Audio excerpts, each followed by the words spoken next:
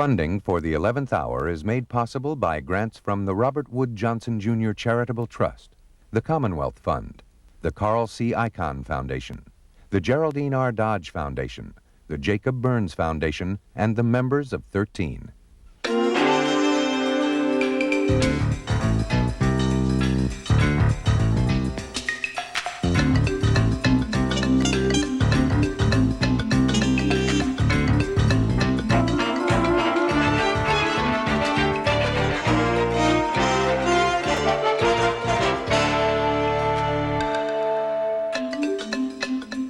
I have hated and loved the subway since I was 10 years old and started riding them alone, in wonder and terror, a lone adventurer in a rolling jungle. This is how I sometimes felt.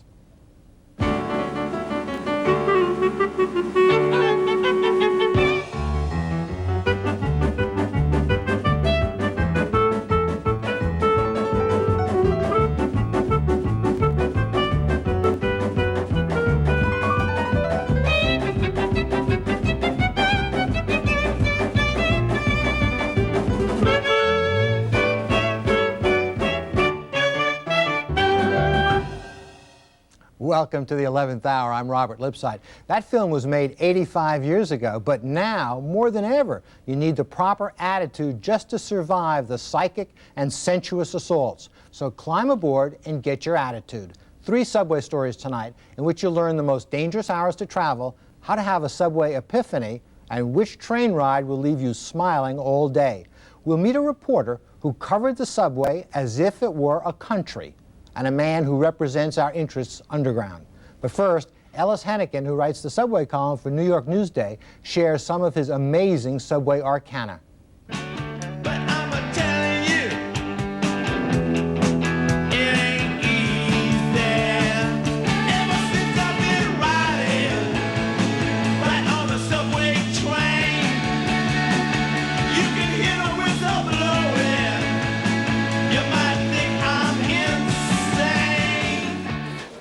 For 3.5 million New Yorkers every day, there isn't much choice but the subway. Most of us don't take limousines. We can't even afford to take taxis all over the place. Buses? In New York, buses take forever. So for better or worse, that leaves us on the trains for an hour, 2 hours every day. So you'd think New Yorkers would be great experts on the subway. Forget about it. Most people know their line. They know their regular stations. They know where they get on and off. And that's about it.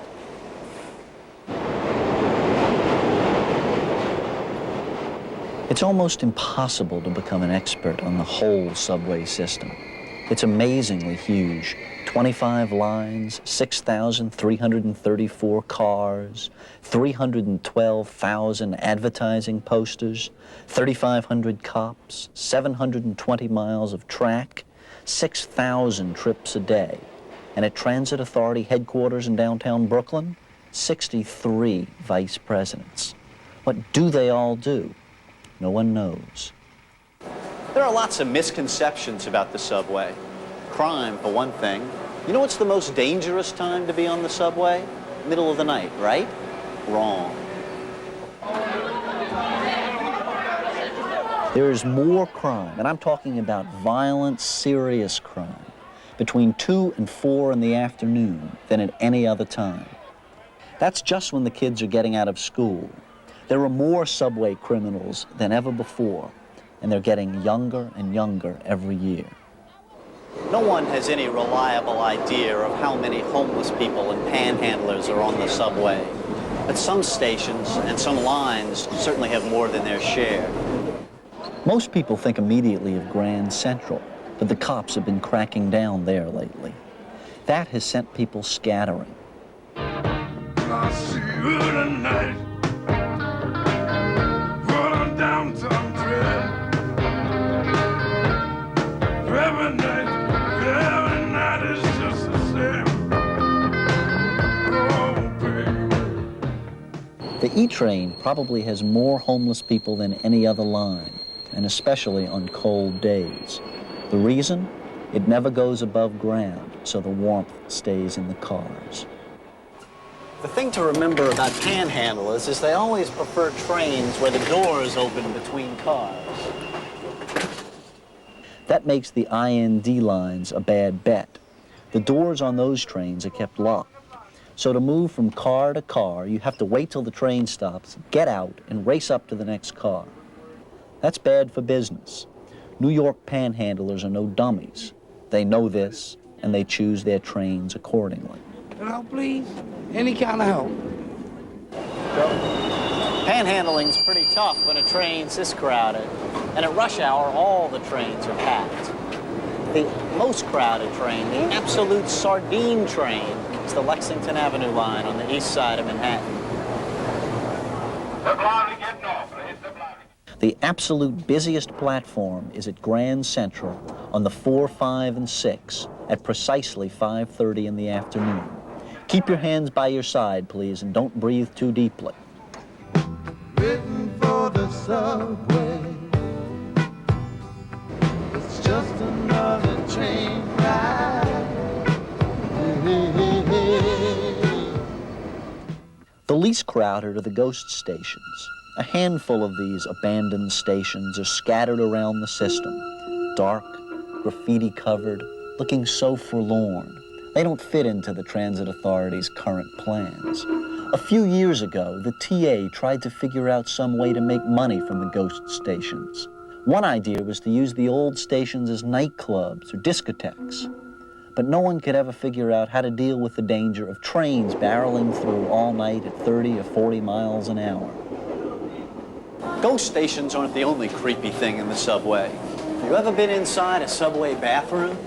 Recently, the Transit Authority was boasting about the public toilets in the subway. 105 stations, they say, now have public restrooms. Well, it turns out that most of them are still chained shut, just like this one. If you want my advice, you'll go before you leave home. Just when you think things can't get any weirder, you walk past the sign that sends shivers down your spine. My God, what goes on in the ejector room? Ejector rooms and ghost stations, they're subway oddities. But in a sense, that's what the subway is all about. Millions of people, millions of bizarre, tiny facts, all living together in uneasy balance. Joining me is Jim Dwyer, who wrote the subway column at New York Newsday for 3.5 years. He's writing a book now about a day in the life of the subways. Joseph Rappaport of the Straphangers Association, a subway riders advocacy group. A great piece. It's amazing what you can learn about something that you're on every day. But 63 vice presidents. Joe, we're paying $1.15 now, and I feel more assaulted than ever on the subway. Are those 63 vice presidents, they ride the subways? A few of them do, yeah. Not everybody in the Transit Authority has a limo either, but I don't think they see the system the way most of us see the system. For instance, if there's track work and your train skips your station, in your case, if you haven't been told by the conductor what's going on, you're very angry. The vice president may say, oh, they're doing work over here, I know about that, it's great. And so I don't think many of the vice presidents, many of the people in the hierarchy of the Transit Authority really know what it's like to ride the train as a consumer. By the way, they all have free passes. Mm-hmm. Are we, Jim Dwyer, are we well served by the Transit Authority? Oh no, the idea of the Transit Authority was to make sure that nobody had to do anything. It was set up by Governor Dewey, 1952, I believe, and the idea was to make sure that nobody from the city could ever come up to Albany again and ask them for money for the subway system. So the Transit Authority had to be running independently without any political interference. That meant no accountability.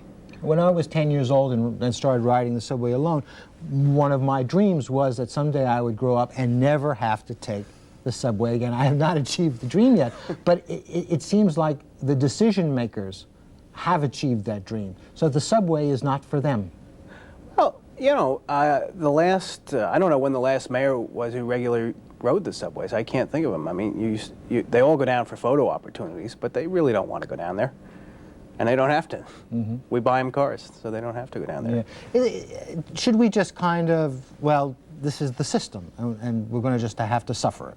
Well, the Straphangers campaign has been around for about a decade, and obviously we don't think that's the way you proceed. There's lots of things you can do as an individual and as a group to make sure that there's enough money for the system so the fare doesn't go up, to make sure that when they close your newsstand that you can protest, that sort of thing. So I don't think that it's like the rain. Joe, do you think that there really is a real movement, you know, of subway riders? I've never had the sense that there was a real community of spirit that was going to make things better. Well, I think that is a hard thing to do because clearly some people focus on their line. If things are okay there, then that's it.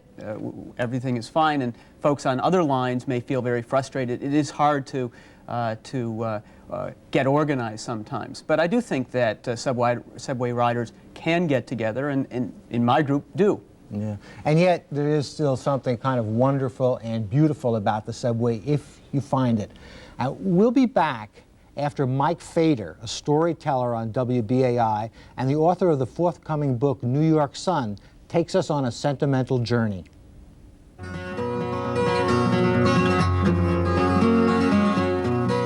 I was a very timid kid. Actually, I'm just being polite. I was scared all the time. I lived in a one-parent household, and that one parent was my mother, the poor woman, who was afraid of everything. She was afraid of the heat, the cold, mice, food spoiling, bees in the backyard. To her, every action, no matter how small, no matter how seemingly harmless, had the potential to be a catastrophe.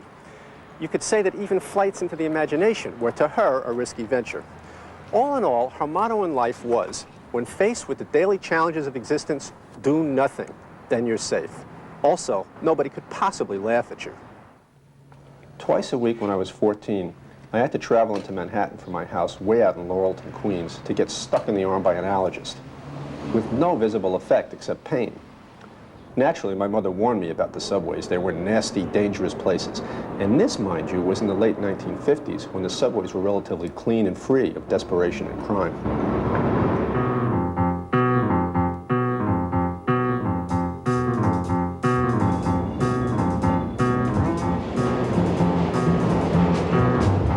Down on the platform, I was instantly afraid. It was the noise, the darkness, the uncontrollable power of it.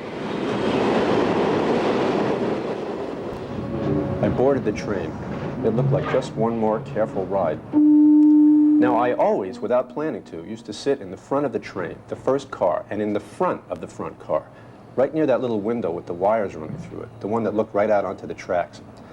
I desperately wanted to get up and look through it, but I was naturally afraid because, of course, it might be dangerous, and it was very uncool. After all, I was 13 and a half. What would people think standing up there? That's for little kids and hopeless dorks. Another gift from my mother, an overwhelming fear of other people's bad opinions.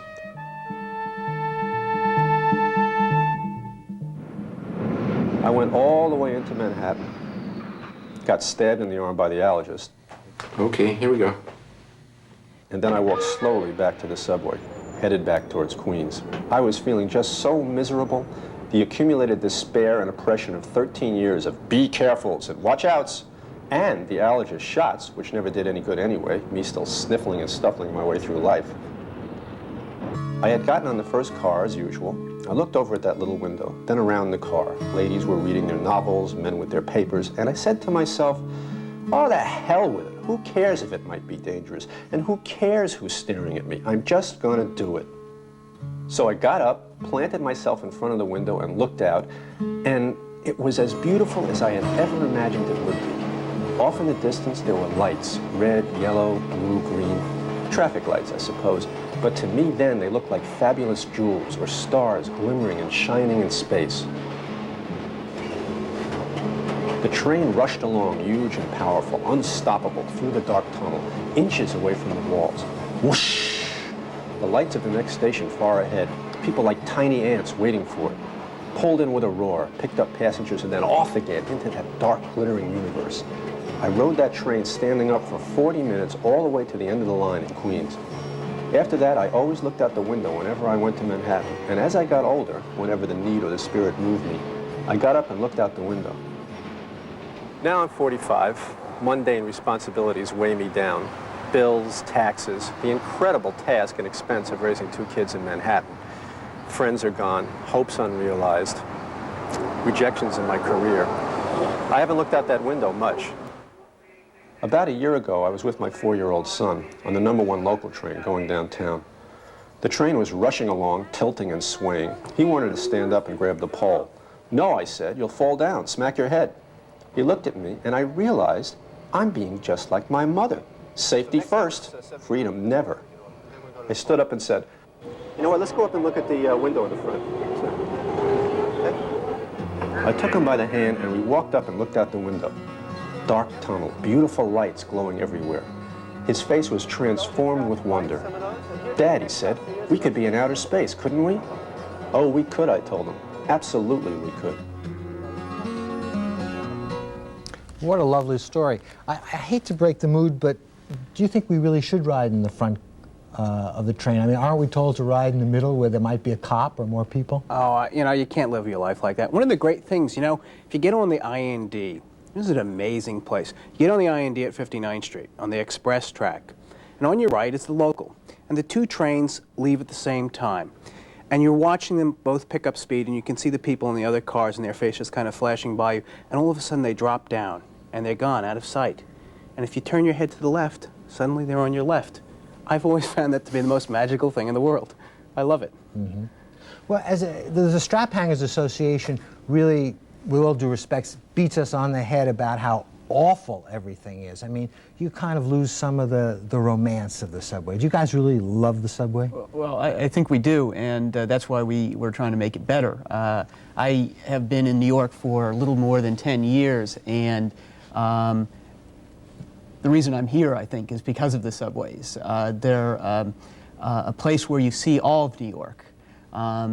There are ads from different languages. There are people speaking, many different languages. You can sometimes sit on the train and try to count the number of languages, and especially as some of the new trains are in, you can eavesdrop a lot more because they're quieter. I find that what New York is all about. And there are also more bikes and more large packages on the trains. He says, why? Well, I don't know why there's more bikes these days, but you know, you get on the train at 11:30 at night on the west side of Manhattan, and you know, you got to bump past the cellist coming out of Lincoln Center. You know, he's wheeling down this massive thing, and you know, everybody uses it to bring everything. I love when the balloon guys get on. You know, they got to pull 14 acres of balloons into a subway car. It's great. You know, do you think I just have a nasty attitude, or, you know, when I get on the subway in the morning, and I find most offensive the guy from the street news in the car, because he never shuts up about how if you don't buy this paper, I'll go back to, you know, a life of crime or hopelessness. Right. Should we have a different attitude underground than we do up there? Should we just kind of, you know, let it happen, relax? Is there a way to approach the subway? I think you have to be on your toes. I think I've often described riding the subway at night, for instance, late at night, as being, you know, subway glaze, where you're able to go just enough into sleep so that, you know, if something happens, you'll be able to run for your life when the time comes. And I think you have to be on your toes there because you're right on top of other people. It's funny, if you compare the loading guidelines for cattle under the Department of Agriculture, they're much more liberal for the livestock than they are for subway riders. And in fact, you could be prosecuted if you did to cattle what they do to subway riders. Yeah. Do you think that there's any caste system within the stations itself? Do you think that stations, you know, perhaps around the Upper East Side or on Wall Street, are better guarded and better kept up than stations, you know, out in the boroughs or perhaps in way uptown? Well, I think that sometimes is the case, that the folks who have the bucks, who are riding the subways, their stations are paid attention to. And the latest example, for instance, is up in the South Bronx, where a station was torched by arsonists, Intervale Avenue, and the Transit Authority tried to close it. Those people can walk a few extra blocks, said the managers at the Transit Authority, said the vice presidents. And the folks in that community said, no way, we need this is good, we need a station here, it's We need it for our business underneath. We need it because we have schools nearby, churches nearby. We don't want our folks walking extra blocks, and it's going to be open. If there's one quick thing that we could do as subway riders to make the subway better, what would it be? Well, I think that you pay attention, you are alert on the train, and you make sure if there is a problem, you let the Transit Authority know about it. You let the MTA board members know about it. You call us up, we'll help you. That's the way to respond, and it works. Yeah, we're almost out of time, and you're almost out of the subways. You're coming up for air. Next week you start a general column at Newsday. Are you going to miss the subways? You can take the boy out of the subways, you know, but you can't take the subway out of the boy. Yeah, I'll miss him. What'd you learn?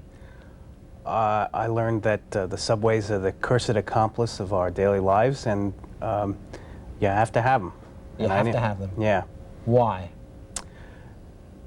Because the most simple reason, you can't drive everywhere. Because they're the cheapest, fastest way to go. They're the cheapest, fastest, best way to get around town. They're a marvelous invention. Well, thank you for telling us about the subways. Joseph Rappaport, Jim Dwyer, thanks very much. Now, the #1 train is the train to ride. And that's when IRT conductor Harry Nugent talks you through the hardest part of your day.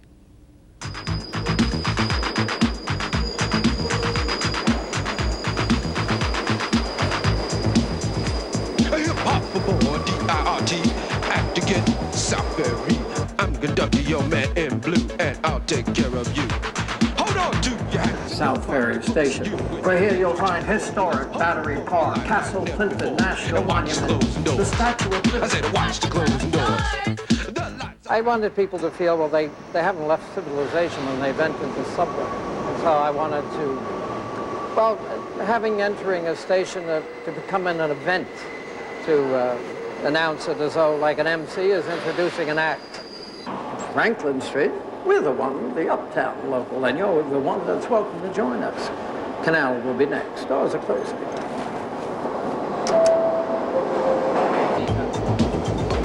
And this is Canal Street that flows between Tribeca and Soho, eddying among these sidewalk bins, coursing its way between Chinatown and Little Italy to empty into the Bowery. You say you like canals, but you don't like water? Well, this is the stop for you. No water here. This canal has a street in it.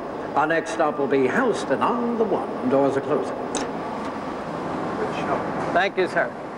I think he's great. I think he really adds something personal to an otherwise impersonal situation in New York City. Basically, I'm a product of the passengers. I started out making what I thought would be a few elegant announcements. And pretty soon, passengers responded so well, and they'll say, gee, would you mind mentioning the Vivian Beaumont Theater, or Carnegie Hall, or so on, or various places. And eventually, this thing, reached rather large proportions. 59th Street offers us Columbus Circle, John Jay College, Fordham University, Art Students League, American Bible Society, or perhaps all you really need is a change to A&D train. Incidentally, if you should get off here, this in no way obligates you to do any of these things. Keep it up, you're doing a great job. Well, thanks much. My husband's having open heart surgery this morning, and I didn't think I could possibly laugh. And he had me laughing this morning. So we think he's a gift to the world. Uptown, downtown, Brooklyn Greens, change for the A to Washington Heights. Uptown, downtown, see the sights. I had people come on the line in the supermarket and come over and comment on what I do, or they saw me on television, or they read about me somewhere, if they ran a picture. But, it's enough to massage the ego, but on the other hand, I don't take it all that seriously. I'm still opening and closing doors. I suppose there's something about me that's a little unlikely for the subways, perhaps, though I don't think it should be. Our next stop will be 157th Street, and, well, without reservation, it's certainly the best stop for the Museum of the American Indian. What is this? Here you'll find the Spanish Museum, the American Academy of Arts and Letters, American Numismatic Society. In fact, you'll find Bodiqua College. Come to think of it, there's much to be said for Mr. Dinkins' neighborhood. Yo, you're a good conductor, man. Give me 10. This is a good conductor right here. My man tell the best jokes. The riding public reminds me of seeds laying in some desert. And then when the rainy seasons come, these dry seeds just bloom overnight into lovely flowers in a short time. And I've watched people just respond, just bloom. And, you know, all the world really wants is just some human compassion, some friendliness. I had a fellow one day, he was sort of lounging on the chair with his bench, his feet were kind of sticking out. And I thought he rather a little on the surly side. And as I walked by him, he gave me a whack on the leg. And I said, oh, what kind of a problem am I going to have with this fellow? And he looked up and he said, hey, thanks for letting me feel like a human being. I hope you have a happy weekend of leisurely walks and bus rides. That's the 11th Hour. I'm Robert Lipsyte.